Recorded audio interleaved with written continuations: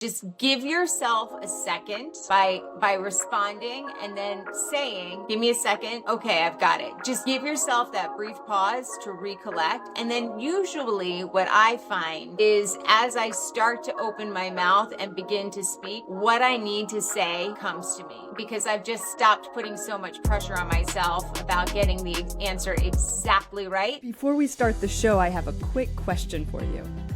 Is your resume stuck in the rejection pile? At Resume Assassin, I create powerful resumes that showcase your skills, experience, and achievements, getting you noticed by recruiters. I'll also optimize your LinkedIn profile, transforming it into a magnet for opportunity. Visit resumeassassin.com today and take charge of your job search. Visit resumeassassin.com.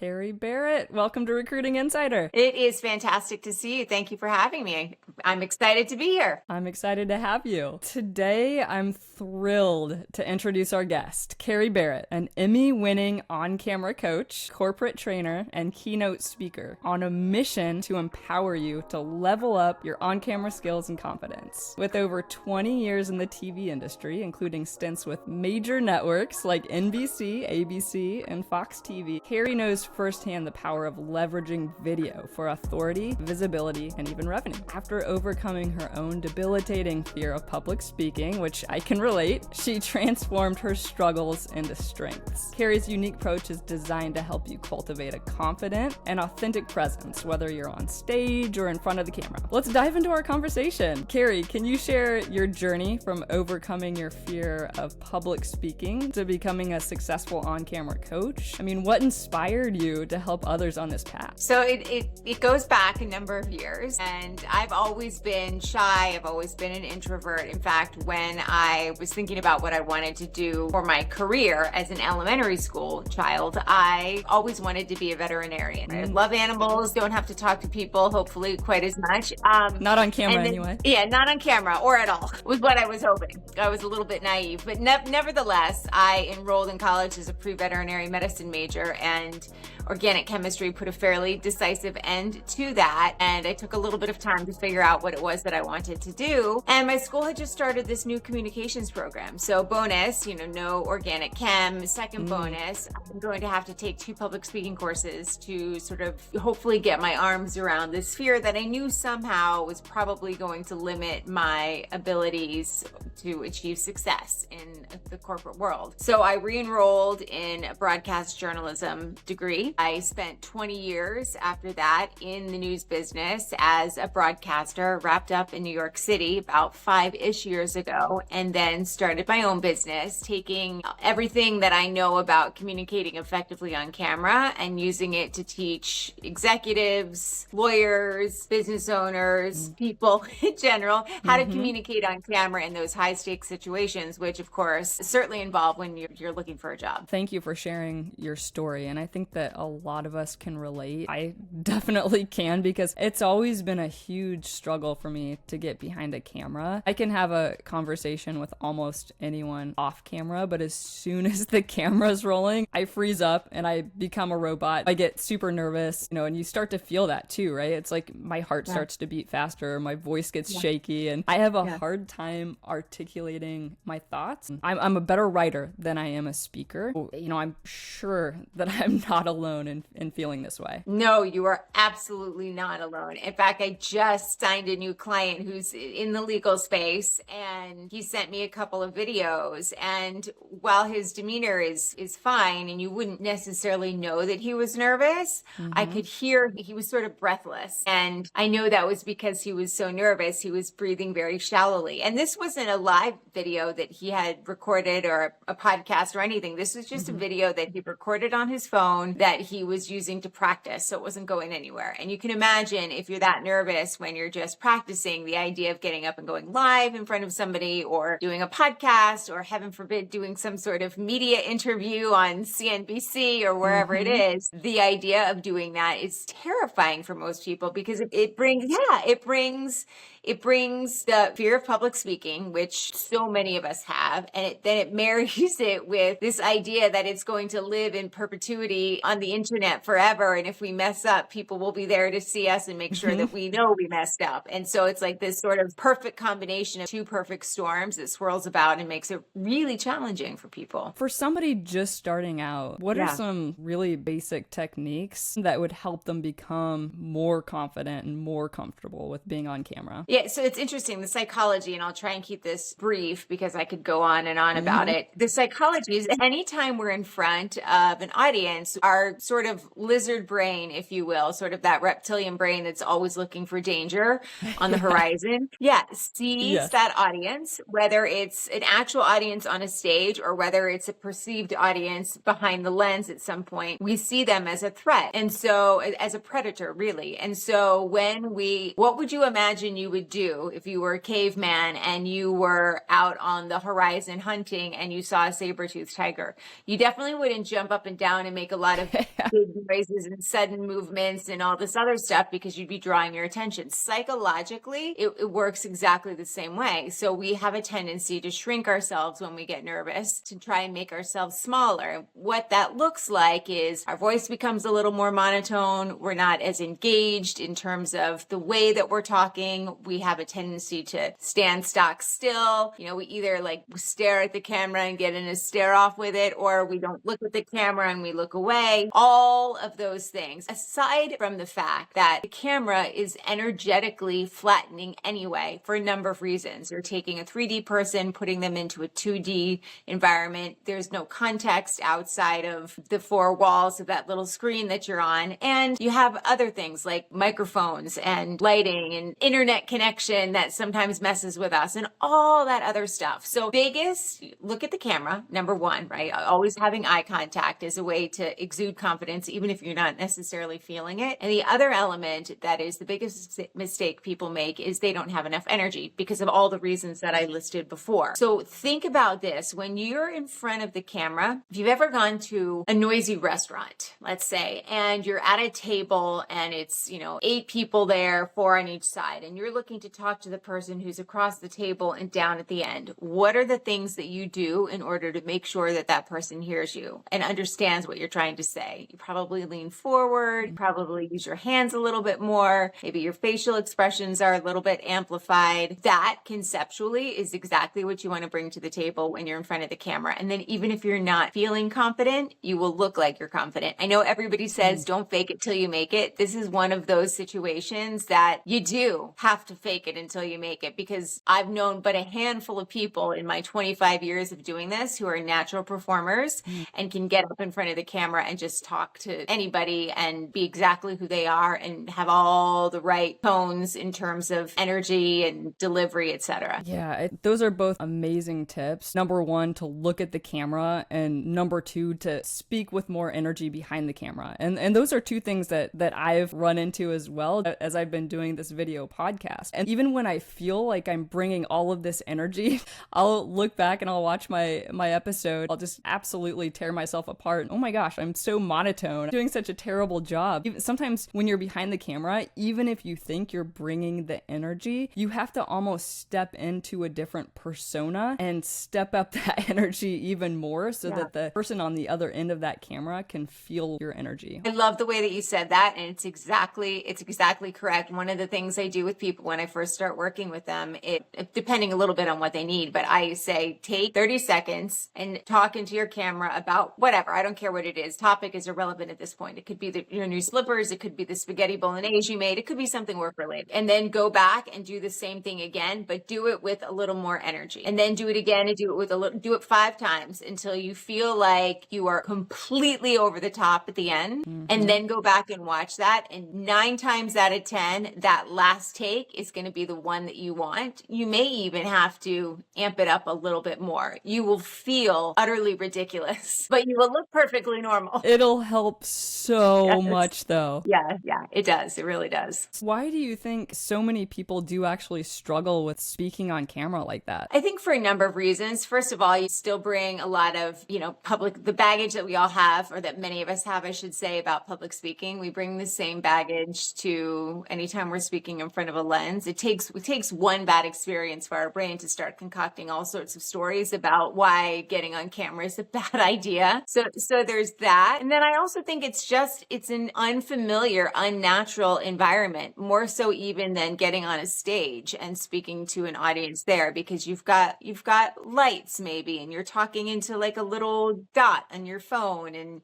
maybe you have a microphone and you're aware of it, and just it's an unnatural environment. And so that adds a layer of complexity to being able to speak well on camera also. And then the other thing is that we know we can go back and watch it, and we know we'll tear ourselves apart. Like have done this for 20 years, 25 now, 20 years though in the broadcast industry, where that was my job, is to talk on camera for hours and hours and hours a day on live TV. And I never learned to like that part of my job. I hated it. I should have done it every day. I did it probably once every 2 weeks because I hated it so much. Because even the pros do the same thing. We tear ourselves apart. And so knowing that you can go back and watch, I think we put an extra layer of pressure on ourselves as well. I love that you brought up the fact that speaking on camera is so much different than speaking in front of a group of people. At least when you're in front of a group of people, you can play off of their energy, make eye contact, engage the audience in different ways. When you're sitting here staring at a camera, it's all you, and you don't have any of that feedback. It does. You have to intuitively know when your energy is beginning to drag, because you're not going to see the restless people in the audience. You're not going to see them checking their phones. You're not going to see them tapping their feet. So it's being aware, hyper aware the entire time of the energy that you're bringing, and knowing sort of intuitively, like, well, I've been talking for a while now, or, I'm talking about something that I'm not as interested in maybe as something else. And so in those moments, you have to, in all likelihood, dial it up a little bit and bring your audience back in. One of the easiest ways to do that is through vocal variety. Again, it sounds much easier than it is. Really, vocal variety is just using your voice in different ways, different pitch, different pacing, different projection. And if you are noticing or feeling like your audience might be tuned out a little bit, sometimes just giving a little pause is a way to bring the audience back in, because it creates a slight pattern interrupt. There's just a slight change there, and it re-engages the audience. So it's knowing intuitively when to bring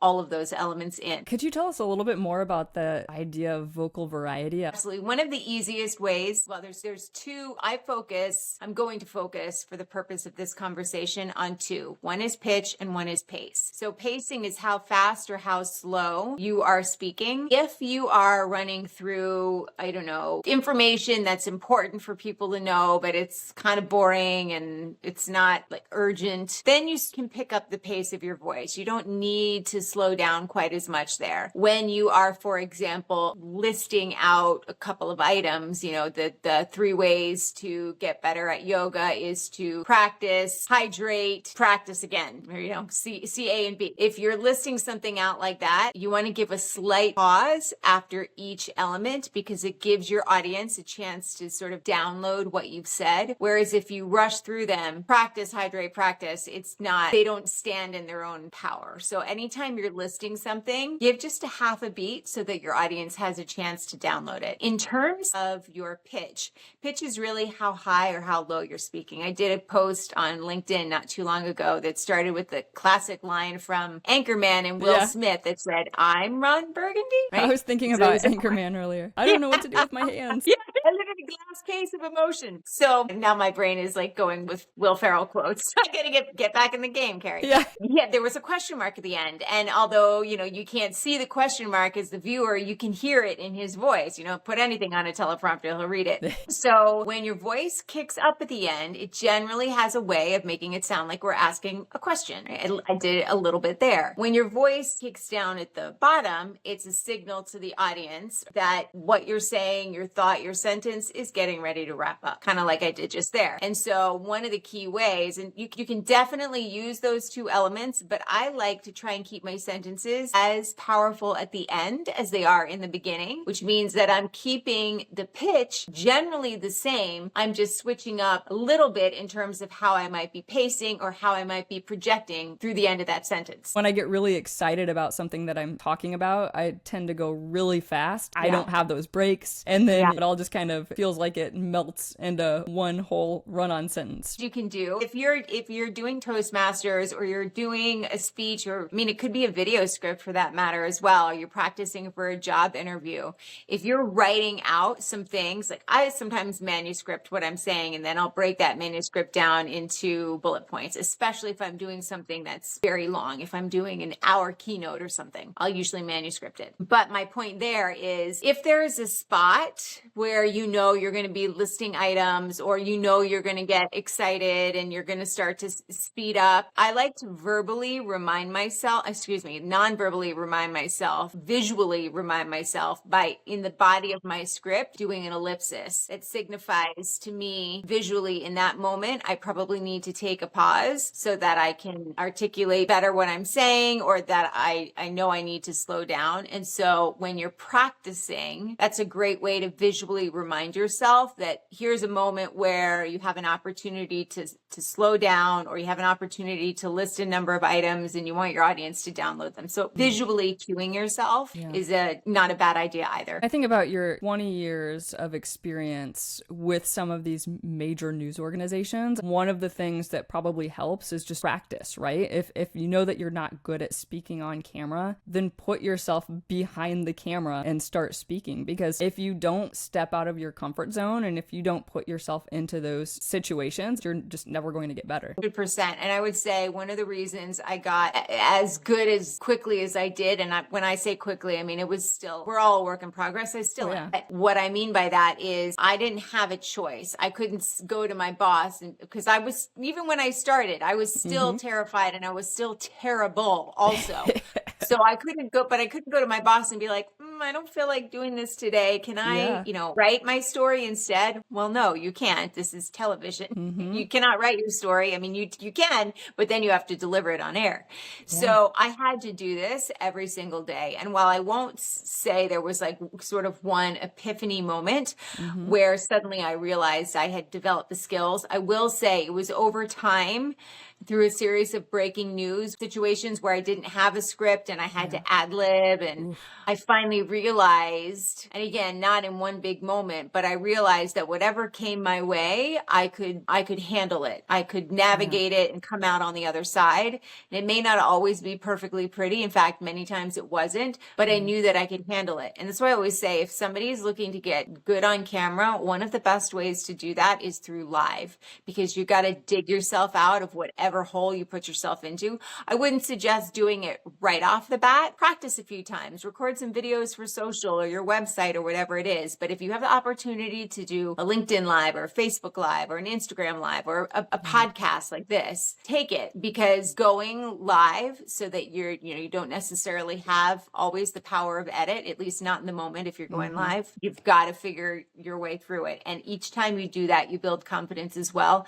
And it means you don't overthink shooting the next time. You do it in 3 takes, and if it's not perfect, you're okay with that. And 9 times out of 10, it's good to be okay with that, because you're picking on the little stuff that doesn't matter anyway. Yeah, man, I'm thinking about getting thrown into a live situation like you in live news. You said that you just learned how to kind of roll with the punches. You learned how to navigate some of those live scenarios. How did you learn how to navigate that? What did you do? The first time I learned it was my very first day on air, and we were doing a story. It was in like November-ish. Blood donations are always down around the holidays, and the Red Cross always does a series of blood drives around the holidays. So that's what I was doing. I was going out and I was covering this mobile blood drive that was taking place in the town that I worked in, which was in Texas at the time. And it was my first day on the job, and they were like, "You're going to go live for the noon show." And I was like, "Oh my God." Well, and then they told me what I was doing, and I was like, "Oh, I could do that." And the only reason I thought that is because I had done a series of internships when I was in college. And I had actually done an internship with a reporter who covered the exact same story. It was also in November. The blood drive was also had a mobile van that was going around town. And so I'm like, I mean, I even remember what she said. I've got it totally covered. So I go out to the parking lot where the mobile blood drive is, and I'm ready, to talk, and the light goes on, and I freeze for a moment, and then I get back into my groove, and I say what the reporter said. I said, look around me, the parking lot's filling up. There's a line, 50 people deep, getting ready to donate blood, except there was no one there. The parking lot was empty. There was not one person in line, let alone 50 people in line. Like the only thing in the parking lot aside from the mobile donation van was like a rusted out Datsun over in the corner. And I froze and I couldn't think of anything else to say. So that was my first sort of observation about what went wrong. And what went wrong was I was relying on somebody else's words and trying to make them my own. So I wasn't being authentic, and it distracted me from the moment. What I should have said was, the Red Cross really needs donations this time of year. Blood supplies are always low, and there's not a lot of people out here yet. So come on down and, blah, blah, blah, blah, blah. There's the information. And so it was honestly just doing it every day, and a series of not always quite that egregious, but mistakes nonetheless that happened that taught me how to do it and made me want to improve, because I had to not just get over this fear, but I also had to get good enough at this skill that somebody would keep paying me to do it. They wouldn't fire me. They'd first hire me and second keep me. And so that was my compelling, the reason for my drive. You said that you froze and you couldn't think of anything else to say. And I can relate to that. And I'm sure a lot of our listeners can as well. What did you do in that situation? Well, I said a lot of wrong things. I guess maybe I should say, what should you do in that situation? I said a lot of things that were demonstrably inaccurate. So don't do what I did. I usually give myself, and this is what I suggest, and I don't recommend using this as a crutch, but if somebody asks you a question and you don't know what the answer is, say, that's a really good question. You may even break gaze with the camera for a second, say, that's a really good question. Let me think. Here's how I would do that. Blah, blah, blah, blah, blah. Just give yourself a second by responding and then saying, give me a second. Okay, I've got it. Just give yourself that brief pause to recollect. And then usually what I find is as I start to open my mouth and begin to speak, what I need to say comes to me, because I've just stopped putting so much pressure on myself about getting the answer exactly right. And I've just started talking. And much like a conversation think about a conversation where somebody asks you a question and you need to give yourself a moment, or you know exactly what the answer is and you're just able to respond. So think about this on-camera interaction in exactly the same way. What do you do when you talk to somebody if you to say, that's a good question? Yeah, blah, blah, blah, blah, blah, blah, blah, blah, blah. And as you're talking, generally speaking, the way our brains work, the words begin to come to us. And so sort of giving yourself a little bit of a shove and stepping out into the unknown will usually come to you. Not always, but usually. How do you actually work with your clients to help them get better on camera? Could you give us some of your tricks and secrets? Absolutely. So it really depends on I do a diagnostic at the beginning. I have two programs. There's a 2-month and a 3-month, aside from a few, one-off, like 90-minute consultancy sessions, etc. But generally it's a 2-month or a 3-month package. Depends a little bit on where their skill set is and where they want to go as to which package I recommend. Like that particular person really just needs work on their voice. The rest, they understand the gear, they understand the delivery, etc. So I said, you don't need 3 months, you need 2. And I have a digital program that people go through, and then we do virtual coaching. But one of the biggest challenges is getting people to actually do the homework in between. So here's how I usually start. And anybody who's listening should feel free to start with this. I call it the 30 and 30 challenge. And each morning I want you to wake up for 30 seconds. And it doesn't matter if you're in your pajamas, doesn't matter if you're sleepy and your hair's all crazy, just riff into your camera for 30 seconds about anything. And then go back and watch it and pick one thing that you want to work on. So let's say it's energy, or it's eye contact, or it's, facial expressions, whatever it is. Pick messaging, speaking in sound bites, right? There's a whole host of things that I work with people on, but pick one thing and work on only that for the next, whatever it is, 4 days, 5 days, till you feel like you understand it a little bit more. You may not have your arms fully around it yet, but you get it. Then pick the next thing to work on. So maybe the next one is hand gestures or whatever, right? And so now you're working on being able to use your hands in an intentional way when you're speaking, and get your arms around that, literally in this case, and then move on to the next thing. If you try and do all of the things at once, you'll end up doing none of the things. It's like trying to run 65 marathons. You don't make very much progress in any of them. So pick one thing, work on that until you have it, again, not mastered, but you get your arms around it, and then pick the next thing to move on. And that's one of the things that I have everybody start with. I love that idea of waking up in the morning and jumping right on camera, and then really analyzing yourself and working on one thing at a time. Most of us hate to be on camera. We feel like we have to do all this pre-work with hair and, especially for women, makeup and clothing and blah, blah, blah, blah, blah, blah, blah. If you take that pressure off and you just jump into the ring first thing in the morning, when it doesn't matter, you're in your bathrobe, you're still in your pajamas, heck, you could be in the shower if you wanted to. Nobody's got to see this. Yeah. So the pressure of appearance is removed, because you haven't tried it and that's perfectly fine. That way you're focused on the actual elements of your delivery, because appearance is an easy fix. That's something you could, if you need help with it, it's very easy to do. It's just logistics, really. The challenging part is the delivery and how you feel about it. I noticed that you also emphasize the importance of authenticity on camera. Why is that important, and how can we create this sense of authenticity? Yeah, authenticity is important because in this day and age of video and media, we want who we are and who our, potential clients or potential employers are looking at on video to be the same as the person we are off. We don't want to be this saccharine sweet person on camera if that's not how we are off camera, or we don't want to be, conversely, this dry, monotone, very stiff, robot if in real life we are bubbly and exuberant, right? So there is a disconnect there if we're not who we appear to be when we're on camera. And at the end of the day, we have overcomplicated and sort of bastardized the word authenticity. Really, all it means is you're yourself. It's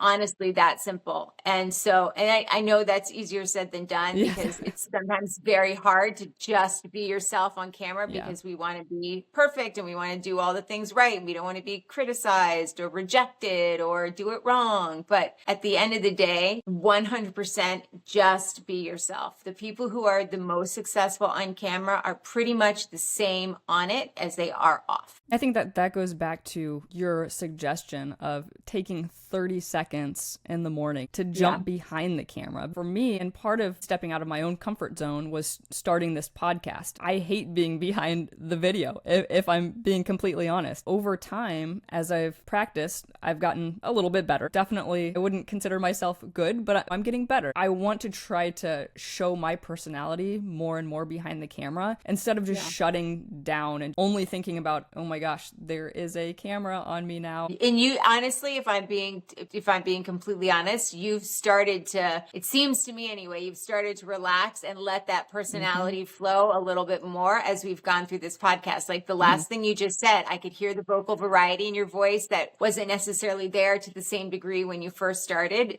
Sometimes I remember when I was first in the news industry, I had to be very deliberate about everything. When I first started, my hands were glued to the top of the desk and they did not move. And then I remember we did a story about, it was like a satellite, or I don't know if it was a moon landing or not a moon landing. I don't remember. So something that had to do with space. And I remember I was thinking, okay, Kerry, you're going to pick your hand up and you're going to do this because you're talking about a satellite orbiting the Earth. And I had to be that deliberate about it, to pick my hand up and make myself do that, because this little action right here was totally out of my comfort zone. So sometimes you have to be that deliberate about pushing yourself out. Like, make yourself do the thing that you don't want to do or that you feel is drawing. That's why I didn't want to do it. It was like drawing attention to me. And I didn't, even though I was sitting on a camera talking to people at home, I didn't want their attention. attention on me. You can see the problem. Yeah. So yeah, be very intentional about trying to do something each time you are on a video, whether it's a podcast or a live, like do one small thing that takes you out of your comfort zone. And it may not work, and that's fine. Nobody's going to know that you didn't pull it off the way that you intended to, for the most part. I definitely resonated when you talked about the lizard brain and always looking for danger. And that's how I feel when I'm behind camera, when it's like, oh, that camera, that's the threat, that's the predator. You know, and then you just shrink away and you get nervous. And yeah, that definitely resonated with me. We shrink absolutely. Getting in front of the camera, we see everybody out there, or all the people that we imagine, you know, and if things are done right, hopefully it's thousands of people that are watching you, but we see all of them as their own woolly mammoth or saber-toothed tiger rustling in the bushes who's like ready to pounce out and grab a hold of our jugular. And of course we want to get small and not have them see us, but that's exactly the opposite of what you want to do anytime you're on a stage, whether it's an actual physical stage or whether it's a virtual stage like this one. I want to talk about this from a job seeking perspective. The job market, it's so incredibly saturated and competitive right now. How can leveraging video content really enhance authority and visibility? Absolutely. So number one, LinkedIn has become very video centric. They've started, if you're not aware, they've started a new video feed that allows you to scroll through vertical videos much the same way that you would scroll through them on TikTok or Instagram Reels. Some people love it, some people don't. Regardless, video is absolutely here to stay. And so understanding how to create effective, compelling video that you can use on LinkedIn to establish your personal brand, your thought leadership, your pieces, your thought leadership and your sort of think pieces, if you will. The other element is because being a great communicator, oh my gosh, because being a great communicator on camera is such a rare quality. If you're able to do it well during your interview, it will put you above most of the others out there. Now, couple that with the fact that most people who are doing the interviewing are also uncomfortable on camera. And there's those awkward pauses and silences. Then one steps over the other and suddenly you're looking anywhere but in the lens. If you're able to make their job easier because you're an effective communicator and you can roll with whatever they throw your way, you will have put yourself above many, if not all of the other candidates, because this is a skill set that the vast majority of people do not have. Many people are creating these side hustles and small businesses. Could you share examples of how your coaching has helped clients increase their revenue or maybe even their visibility through these improved on-camera skills? Absolutely. So I work with lawyers and executives and some small business owners. And the lawyers that I work with, they publish a book each year and they look to generate press. And so we put together a series of media trainings where we coach them on their on-camera skills, and we created the videos to generate the press for their book. And after 2 days of video release, they had, I believe, 50 quotes in PR and magazines and Forbes and Legal Journal and Wall Street Journal and the New York Times. And they also had, I believe, 2,500 hits on their videos after the first 24 hours. Wow. So that greatly increased their visibility, and it greatly increased people, A, buying their book, and A, the media that they got for putting that book together. Other clients that I've worked with, another lawyer who needed to put video together for his website. He had a new offer that he really wanted to talk about, but wasn't comfortable discussing it. So for his particular case, I didn't need to put him in a 2-month package because he just needed this one video. So we rewrote his script so that it was easier for him to deliver in an effective way. And then we recorded his video together and edited it and then have it up on his website. So it's attracting more attention from people who are curious about his new offer for entrepreneurs. Then I have another client who's a business owner who was working on her podcast presentations. Her podcast appearances. One of her goals for visibility and credibility is getting on a number of podcasts, but she struggled to speak compellingly. She struggled to speak concisely, was one of her big issues, and she struggled to speak effectively. So now that we've gone through her training, she's booked on podcasts at least once a week, and they're increasing her visibility and increasing her credibility as well. That's amazing. You're doing amazing work. That's so exciting. It just goes to show how incredibly powerful that on-camera video is. Absolutely, 100%. The visibility and the credibility are huge. It's why I also help people with PR, because those are two of the biggest stumbling blocks. Is how do I put myself out there, and when I put myself out there, how do I get people to take note of it? And so those two elements are huge. And video is, it's been sort of a long time blossoming on LinkedIn, which is really where I spend the majority of my social media time. It's been a slow burn for a while, but the past 4 months, it's really picked up, and I don't see them changing the way that the algorithm works or the way that they're prioritizing video content over text content either. So if you want to get discovered, or you want to be found under specific, hashtags or search terms because you're looking for a job or you're looking for the next step, creating video about that thing is huge. Yeah, I agree. So what didn't I ask you? What else should we know about on-camera presence? Any final words? You're a very good interviewer. I don't know that you missed asking me anything, but what I would sort of just underscore is that the confidence comes after the competence. You may have confidence that you can ultimately do this thing, but you don't have confidence in your skills, and you've got to do the thing to clear the fears, is sort of the expression that I like to use. And so I know it's painful, and I know nobody likes to do it, but open up your camera for 30 seconds in the morning and just riff. You can riff about how much you hate talking to a camera. It doesn't matter. And you can do it from the comfort of your bed, covered up by your covers and with your head still on the pillow. But I challenge you to do that thing. Clear the fears. Yep. Do the thing, clear the fears. Yes. Carrie, where can we find you on social media? The best way to find me is on LinkedIn. It's Kerry Barrett. And you can also go to my website. It's kerrybarrett.com/resources for a bunch of free resources that I have as well. But if you have any questions, you can certainly reach out to me on either place, and I'll be happy to get back to you. Yay. Thank you so much for coming on today. Thank you. It was great to be here. You're a great interviewer, and I love this video podcast. Well done. Thanks for listening. I will be releasing episodes every Monday, so be sure to subscribe on the platform that you are watching this, give it a 5-star review, and we'll see you next time.